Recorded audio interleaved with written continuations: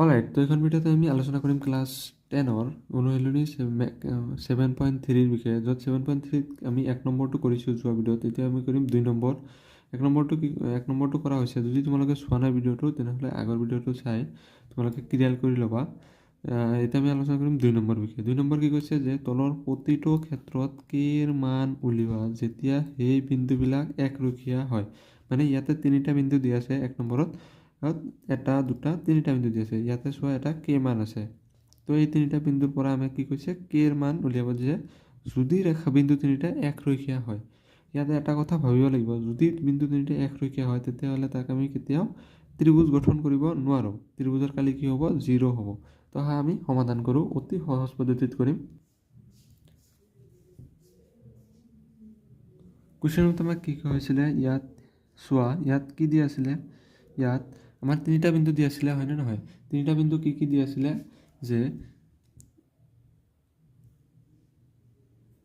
7 - 2 আৰু কি দিয়া আছিলে 5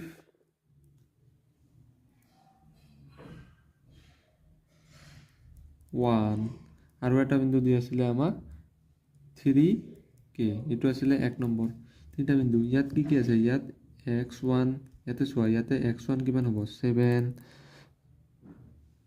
x2 কিমান হ'ব, এইটো হ'ব x2 5 আৰু x3টো কিমান হ'ব 3। আৰু চোৱা y1টো কিমান আছে -2, y2টো কিমান হ'ব 1, y2টো কিমান হ'ব আমাৰ 1 আৰু y3টো কিমান হ'ব আমাৰ y3টো কিমান হ'ব আমাৰ k।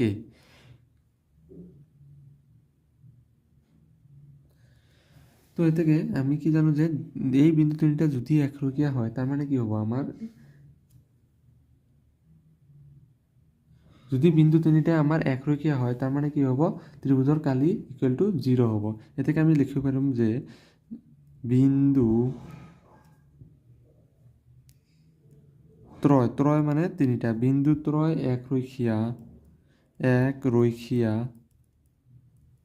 বিন্দু ত্ৰয় একৰৈখিয়া হলে কি হ'ব আমাৰ, ত্ৰিভুজৰ কালি = 0 হ'ব। তো এতিয়া ত্ৰিভুজৰ কালি কি, আমি জানো যে ত্ৰিভুজৰ কালি হাফ ইনটু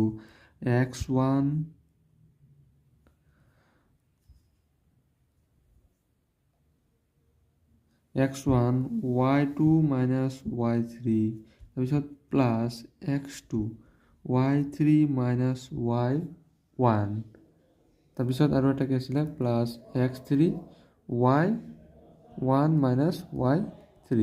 তো এইটো আছিলে আমাৰ ত্ৰিভুজৰ কালি। ত্ৰিভুজৰ কালি সমান সমান কিমান হ'ব আমাৰ, এইটো 0 হ'ব।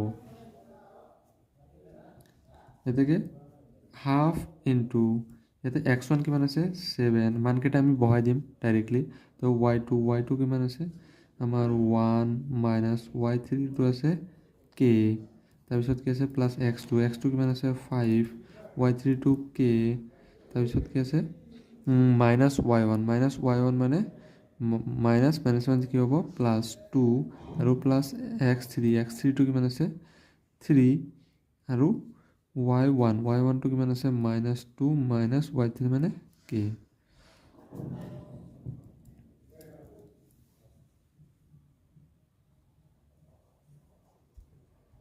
হাফ ইনটু ইয়াতে চোৱা 1 minus k, এইটো আমাৰ কিমান হ'ব 7 × 1 7 minus 7k।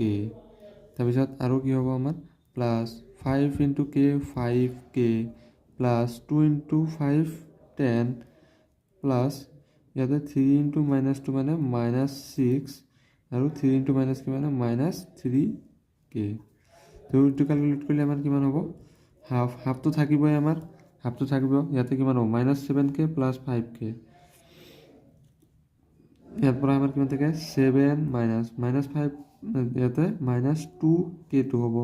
আৰু ইয়াতে চোৱা কিমান আছে 10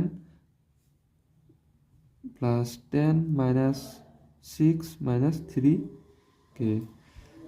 তাৰপিছত আমি কি লিখিব পাৰিম, হাফ ইনটু ইয়াতে আমি কি লিখিম 7 আৰু 10 কিমান হ'ব আমাৰ 17।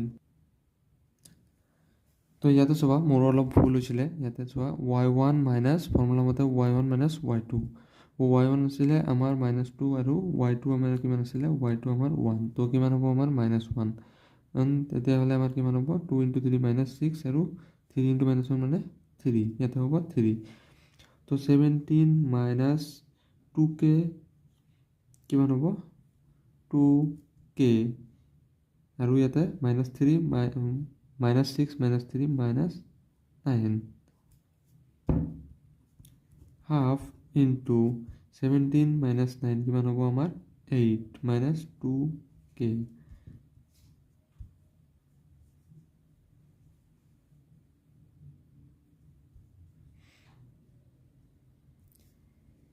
এতেকে আমি কি লিখিব পাৰোঁ,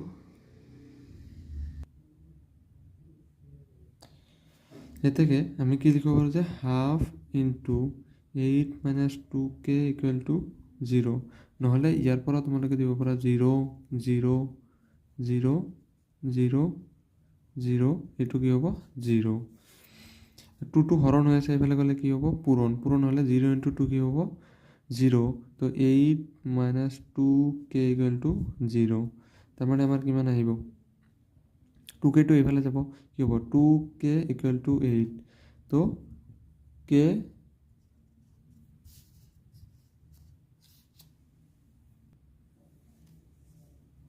= কিমান হ'ব আমাৰ 4।